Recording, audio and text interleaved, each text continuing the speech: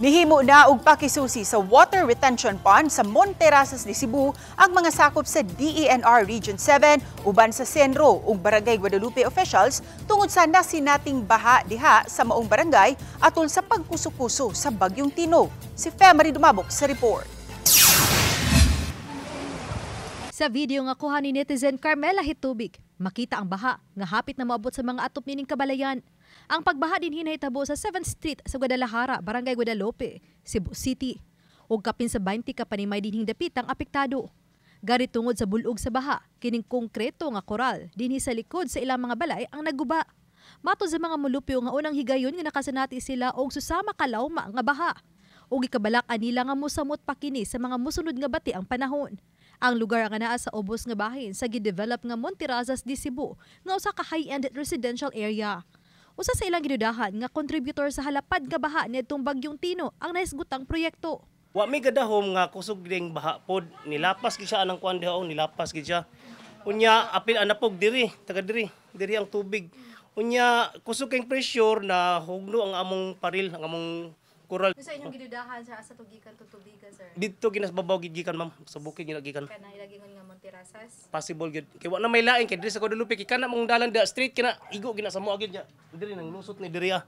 Gireklamo usab sa maong mga mulupyo ang laing pribadong individual nga nakapalit og luna sa dapit nga maoy nagbabag matud pa sa ilang kanal. Apan matud ni Matthew Jose Estenso, ang SK chairman sa Barangay Guadalupe, nga di lang ang maong lugar sa Guadalajara ang gibahaan, lakip ng pipila ka lugar sa Banawa. Hinungdan nga gisugdan ng gihimong investigasyon sa construction sa Monterasas niadtong Biyernes, November 7. November 5, giaprobahan in mass motion ang gipangamahanan ni Estenzo nga resolution alang sa investigasyon sa water retention pond sa Monterasas.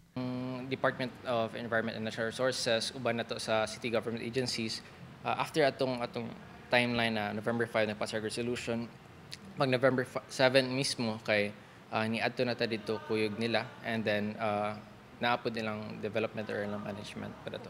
So natin mga nakita pod online ani gi-report pod sa tuang kanang nagitin nakita na riprap or per se ni bigay. So muna giawhag na to ang mga higher government agencies na to investigate on this. Matod ni Estenso, buot nila nga mapangitaan og paagi nga di na masinati pag-usab ang grabing baha.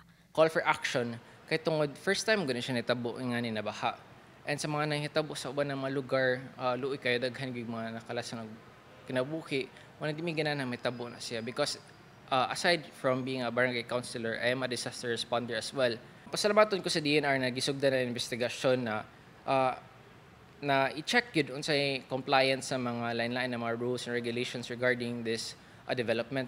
And ato lang yun is to check if working by ilang mechanisms, ang ilang mga detention ponds, unsa may pwede na tumitabo nga ma-slow down ang release of water nga dili siya nga to kagabi. Panghinaw sab niya nga muhimo usabong ubang mga LGUs nga moawhag og pakisusi sa mga adunay development sa kabukiran ug imbestigahan ang maong mga proyekto. Gisulayan sa pagkuha silang habig ang nagdumala sa Monterasas de Cebu apan matud sa gwardya nga way makatubang sa GMA Regional Team. Samtang gisugdan na usab sa Cebu City LGU ang investigasyon sa proyekto subay sa daghang reklamo nunot sa grabing baha. Kung ingon sila atong i-close, then we will do that. Now, kung ingon nato kinahanglan inyo ning padak-an inyong catchment para sa kaayuhan sa syudad o sa mga tawo nga naa sa ubos, then we will let them do that. Una nang gimando sa DENR ang investigasyon sa proyekto human makita ang kadaot nga gibilin sa baha. Uban ni Marlon Melgazo, Femery Dumabok. Balitang Bisdak.